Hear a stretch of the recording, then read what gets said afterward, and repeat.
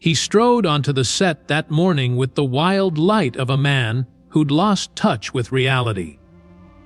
His eyes darted like a caged animal's, searching for something, anything, that might steady the storm inside him.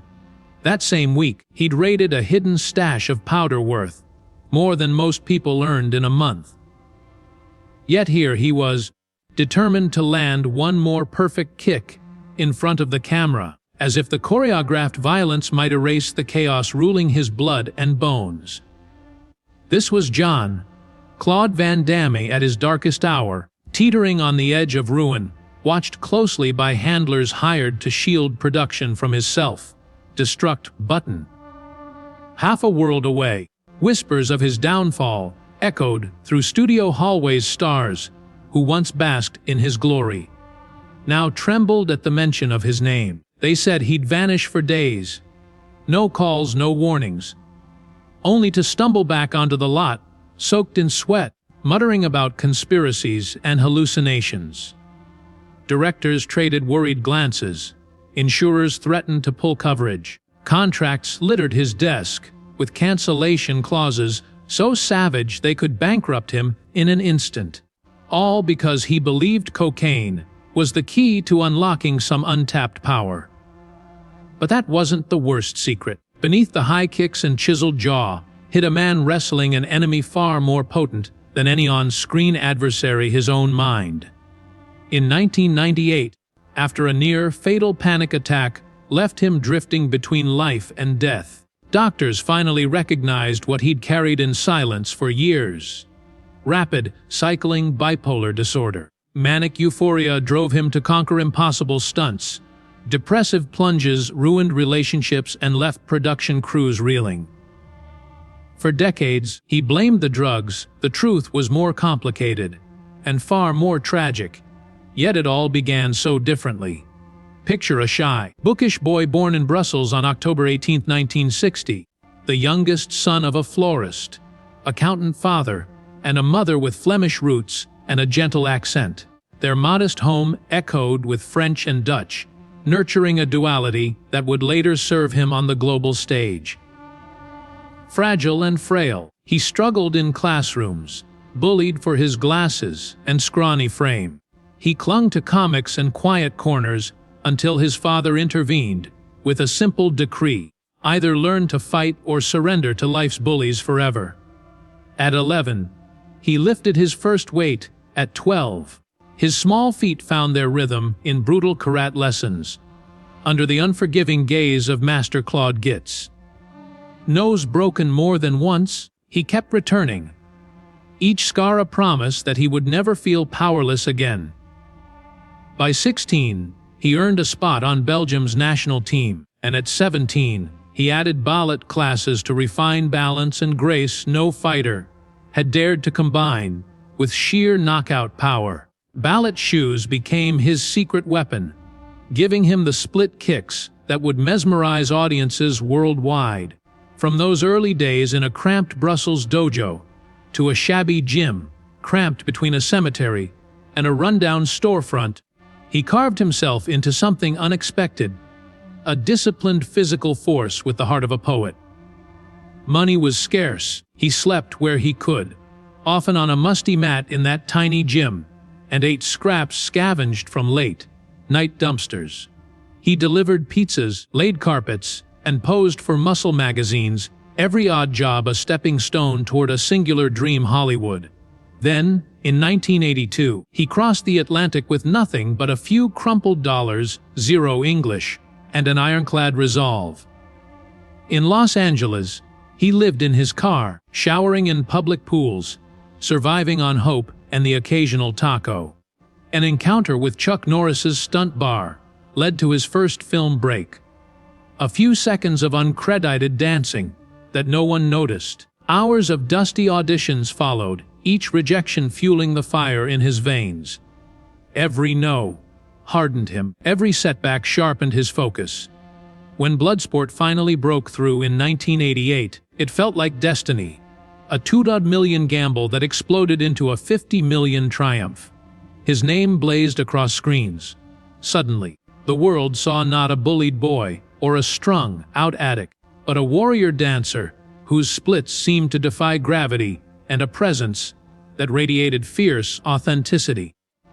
He was the embodiment of possibility that a skinny, bespectacled kid from Brussels could stand taller than giants in the bright lights of global fame. He seized triumph and kept pushing every boundary. In 1989, Kickboxer exploded onto screens, filmed under sweltering Thai sun and drenched in sweat, tears, and blood. He was no longer just a martial artist. He embodied raw, kinetic poetry. Each spinning heel kick sliced through the air like a sharpened blade. Every grimace and guttural roar amplified the stakes.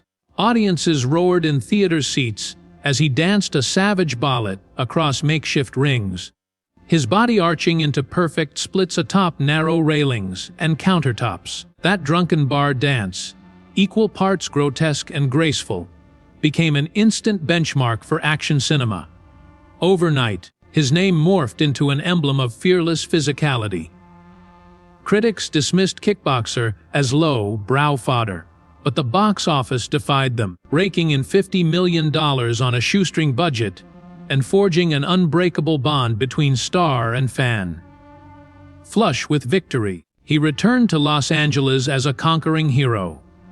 Producers dangled bigger budgets and fancier special effects, but he remained a soldier of authenticity.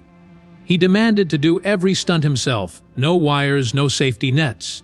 On The Predator set in 1987, he donned the alien suit at a staggering $20,000 per costume, only to rip it apart after fainting twice inside its claustrophobic confines. The studio vapor locked him. One more blackout and he'd be fired. But he couldn't abide confinement, even if it meant losing a shot at a major film. His intensity was magnetic but unpredictable, an asset that veered perilously close to self-destruction. When the headpiece hit the floor in a furious crash, Hollywood gasped. They had witnessed a star capable of shattering more than just box office records. By 1990, he clinched another triumph with Lionheart, portraying a French Foreign Legion deserter forced into underground street fights in Los Angeles. He trained through fatigue and broken bones, capturing each punch and breakdance kick with unflinching realism. For Western audiences, he became the standard bearer of a new breed of action icon, the warrior poet whose vulnerability shone through every bruise and sweat-soaked jacket. That same year, death warrant thrust him into a grimy prison underbelly, where he battered hardened convicts with his signature spinning maneuvers. He reimagined the genre's tropes, refusing to dun stunt doubles, even when a dislocated shoulder left him gasping in pain. Directors whispered about his stubborn pride. Insurers secretly hiked premiums on every production that bore his name. But the ticket sales kept climbing, 60 million here, 80 million there. He had cemented his place in the pantheon. Then came the siren song of bigger, more extravagant paydays, and the personal abyss waiting beneath. In Street Fighter, a franchise gamble backed by Capcom's sprawling gaming empire, he pocketed $8 million, lavished on extravagant private jets and clashing egos with co-stars. Rumors circulated of cocaine binges, so vast that a single night's haul consumed $10,000 worth of white powder. Handlers were hired to shepherd him from hotel suite to sound stage. They trailed him like ancient chaperones, ready to pry him away from alcoves where he chased ghostly conspiracies. He missed entire shooting days, reappeared in hysterical rants about rival actors sabotaging him, then collapsed in tears when reminded of his carefully curated image. That image began to fracture, the once irresistible sheen replaced by jagged cracks. The public first smelled trouble in late 1994, when he demanded $20 million per movie, an audacious ask that shattered every negotiation table. Executives laughed him off, their guffaws audible through locked doors. The offer evaporated, and with it, his A-list status. Studios blacklisted the man who once packed theaters by the hundreds. The shift was brutal, from platinum records to direct, to video releases that churned out by rote. He sank into an abyss of obscurity, slapped with charges of recklessness and unprofessionalism. Addiction twisted his days into a blur of swirling highs and plummeting lows. His entourage struggled to contain him, but whispers of erratic mood swings hinted at a deeper malady. Then, in August 1998, after yet another collapse, doctors diagnosed him with rapid, cycling bipolar disorder, the missing puzzle piece behind decades of extremes. But this diagnosis arrived too late to salvage the adoring crowds or the once glittering offers. His personal life splintered under the weight of public spectacle.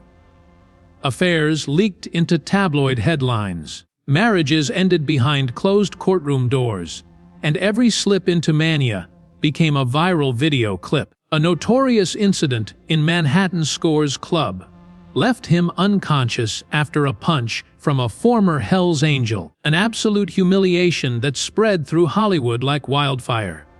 Even as late as 2008, his raw performance in JCVD, a film so self-aware it blurred reality and fiction, failed to resurrect his career, despite critical acclaim for an 8-minute breakdown that laid bare his pain and regret.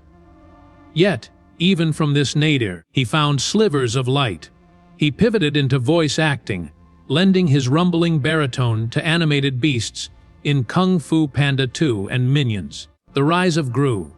He launched a YouTube fitness series, revealing sweat-drenched training routines that doubled as therapy for his bipolar episodes. Viewers marveled at the same split kicks that once ignited stadiums, now repurposed as lessons in resilience and self-care.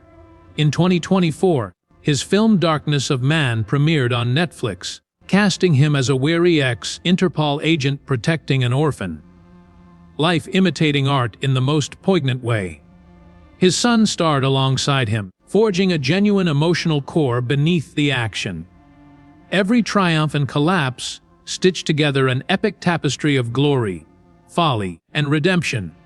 He remains a living legend, a kaleidoscope of contradictions, disciplined yet chaotic, triumphant yet haunted, an enduring symbol of the human spirit's capacity to rise from ashes.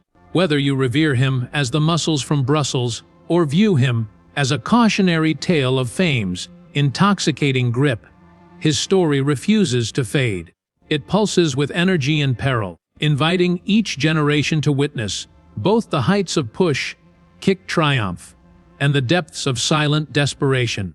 He may never reclaim the throne he once ruled, but even his stumbles have become legends in their own right. Proof that legends are defined not just by victories, but by the grit it takes to stand again. Yet the shockwaves of his downfall rippled deeper than personal health and fractured film deals. In April 2025, Romanian prosecutors dropped a staggering trafficking indictment whose details read like a crime thriller. During an exclusive event in Bucharest, witnesses alleged that Van Damme accepted as many as 5 trafficked women from a notorious ring led by Moral Bolia. These women were drawn from a fashion television crew, lured under false pretenses, and delivered to a luxury hotel suite during an after-party that caused immediate uproar. Video evidence emerged showing furtive movements between hotel corridors, whispered conversations in dim corridors, and a rumored private elevator used to conceal illicit encounters. His agent publicly denounced the claims as absurd. But the investigation grinded forward, driving the actor's reputation through uncharted territory entirely. Tabloid headlines exploded overnight, and social media fractured into tribal camps, defenders praising his innocence, detractors demanding justice. Agents canceled appearances, endorsements evaporated, and streaming platforms hesitated to display his past work. Even longtime collaborators tiptoed around his name, unwilling to risk the controversy. Behind closed doors, studio executives reviewed morality clauses, fearing that any association could incur boycotts or powerful Me Too backlash. Interviews once glowing shifted to measured statements. "We are monitoring developments. No further comment." Morale within his inner circle plummeted as legal bills accumulated. Asset freezes loomed on the horizon, threatening to seize properties acquired during his blockbuster heyday. It was a watershed moment when whispers of trafficking charges overshadowed every karate kick, every gym proxy battle, every interview celebrating indomitable spirit, fueling a tabloid frenzy that reverberated. To weather the storm, he leaned into the sanctuary of his lifelong discipline, martial arts. He launched Train with Van Damme in April 2020, a YouTube series that stripped away celebrity gloss, revealing workout routines performed in garage gyms.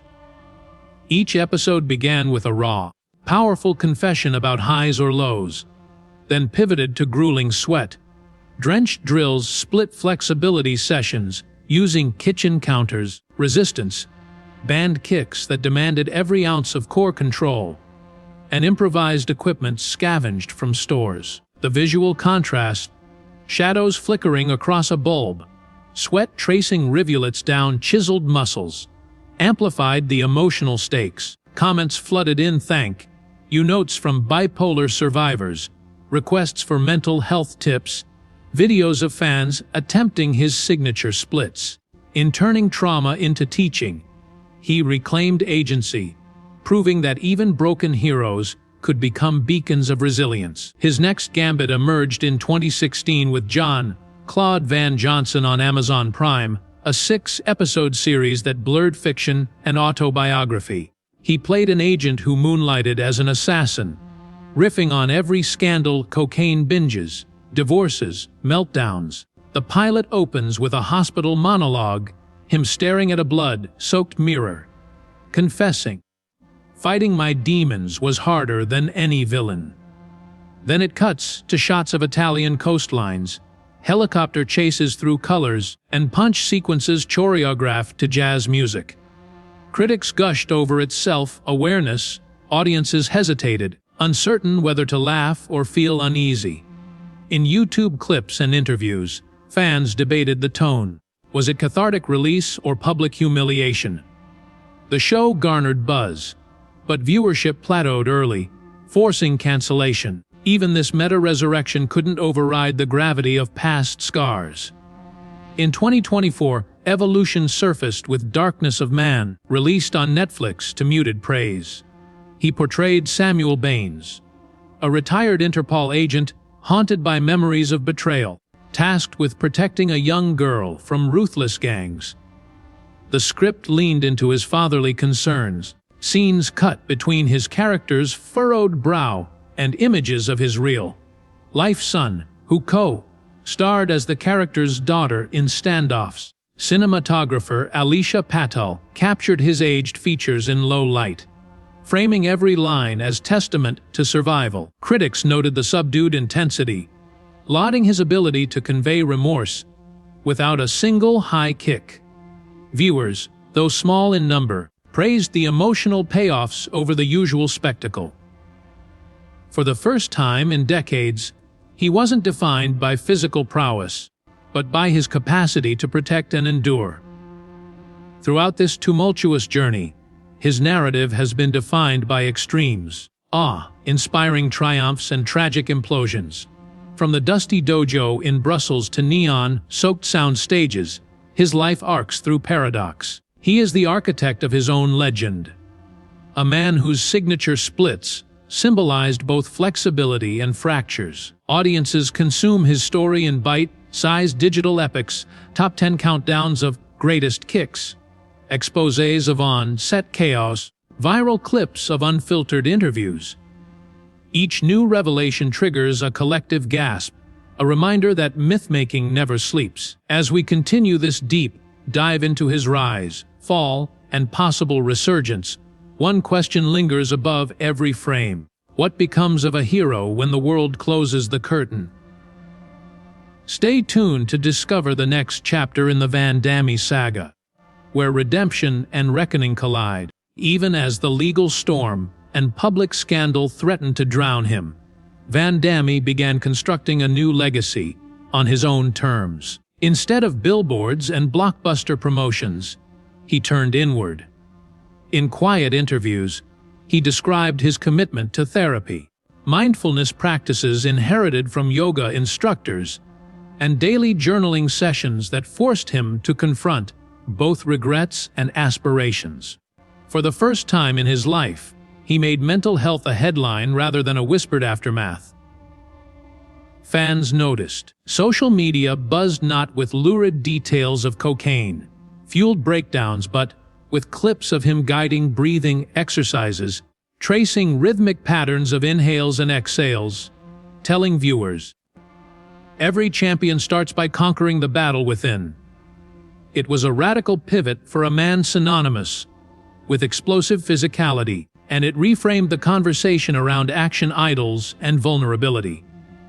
Meanwhile, streaming platforms began to reassess his back catalog with fresh eyes. Classics like Bloodsport and Kickboxer found new audiences on Netflix and Amazon.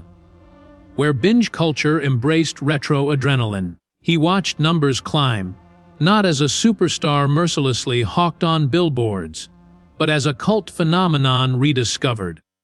YouTube critics revisited rare interviews, dissecting his technique and praising the disciplined fusion of martial arts and dance. Top 10 lists ranked his splits among the most iconic moves in cinema history, while fitness influencers recreated his training regimens. A generation that grew up on superhero CGI spectacles suddenly admired a man who had leapt into frames without a single safety wire, whose most spectacular effects came straight from human willpower. But nostalgia alone would not dictate the next chapters. In an unannounced move that stunned many, he accepted a supporting role in a brutal historical drama shot on remote islands off the Scottish coast.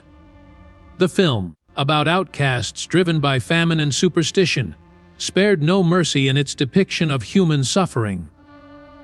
Van Damme's character, a grizzled fisherman haunted by loss, spoke in tightly controlled sentences, carrying scars that ran deeper than any fight wound. Critics lauded his performance as the most mature and nuanced work of his career. He had traded the exaggerated physics of action, spectacle, for minimalist scriptwriting, letting silence fill the space between lines and audiences feel the weight of words unspoken. The film premiered at Cannes to quiet applause and standing ovations that lingered longer than the end credits. Back home, Van Damme channeled his resources into supporting bipolar disorder research and fighter scholarships in underprivileged communities. He partnered with nonprofit foundations, raising funds through charities, sparring exhibitions, broadcast live, where he'd enter the ring with amateur fighters who overcame their own demons. The contrast framing, an aging action star guided by compassion rather than competition, resonated. Viewers streamed these events, sending donations and testimonials. Some recipients described these matches as life-changing milestones, helping them believe in a future beyond addiction or despair. Van Damme watched footage from his hospital recovery room, tears in his eyes, marveling at how a simple act of solidarity could echo further than any high kick ever would. As the calendar turned to 2026, rumors swirled of a possible collaboration with a renowned director known for introspective character studies. Whispers suggested he would play a mentor to a conflicted young fighter, passing on lessons learned from decades of extremes. The potential project embodied the contradictions of his journey: physical intensity married to emotional authenticity. Scripts circulated at festivals with his name attached, and speculators debated whether crowdfunding might finance a personal passion project. Whatever the outcome, one thing was clear: Van Damme had transformed from a symbol of uncontainable power to an example of resilience redefined. Where once audiences tuned in to witness spectacular showdowns. They now waited for glimpses of his humanity. Fans who bookmarked exposes in years past now shared links to meditation tutorials, basketball games he attended with his son, and tearful testimonies from charity events. In living rooms around the world, people who had once cheered Cobra kicks at midnight now pressed play on videos teaching them to process trauma, to embrace imperfections, to keep moving forward even when the ring felt empty.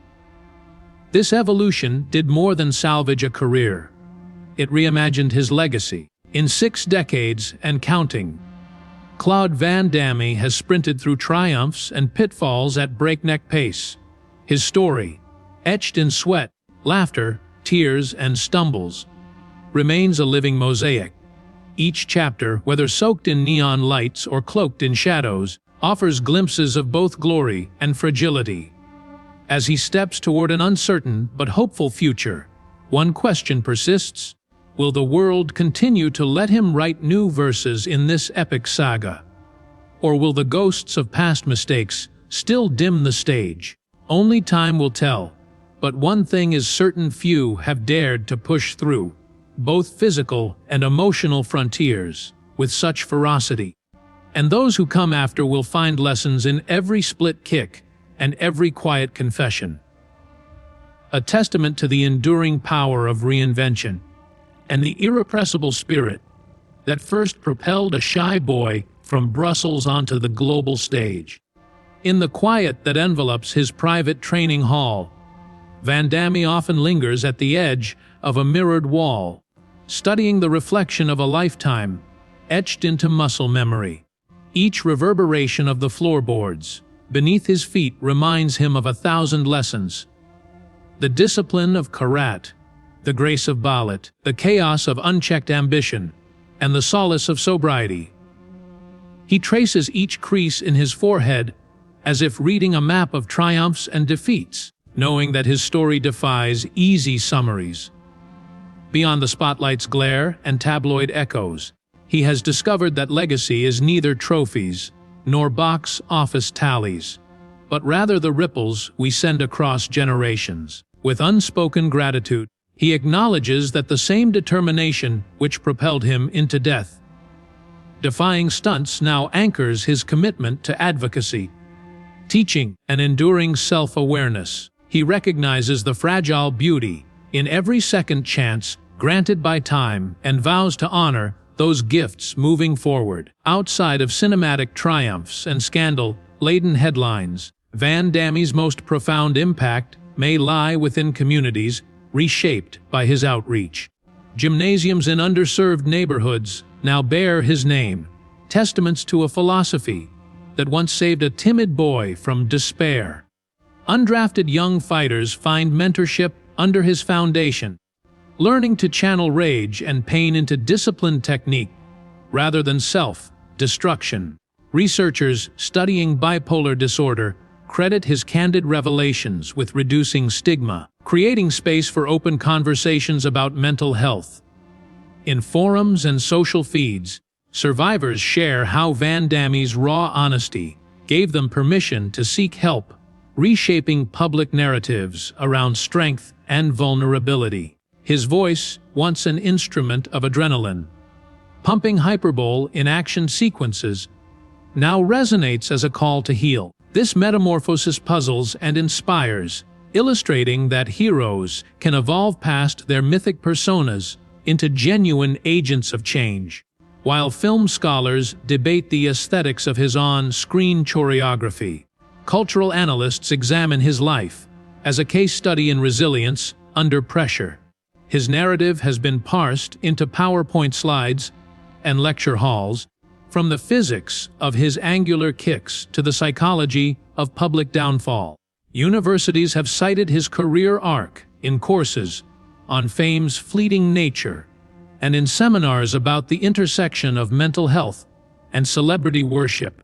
Podcasters devour his autobiographical anecdotes, juxtaposing his triumphs with experts' opinions on mood stabilization and relapse prevention. Even software developers reference his split techniques in robotics forums, when programming dynamic mobility in humanoid machines. Such interdisciplinary fascination underscores a rare phenomenon, a film star whose methods transcend entertainment, seeping into education, technology, and therapy. His story poses questions that outlive the final credits. When does an action hero stop being a fictional construct and become an exemplar of human endurance? In Conversations Now, he speaks softly about the future rather than shouting over the din of blockbuster hype.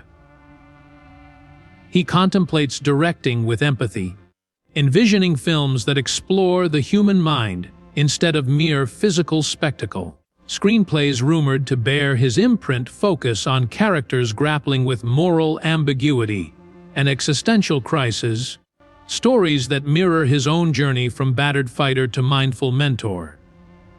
He tests short films at indie festivals, watching audiences respond to moments of quiet tension, more than to choreographed mayhem.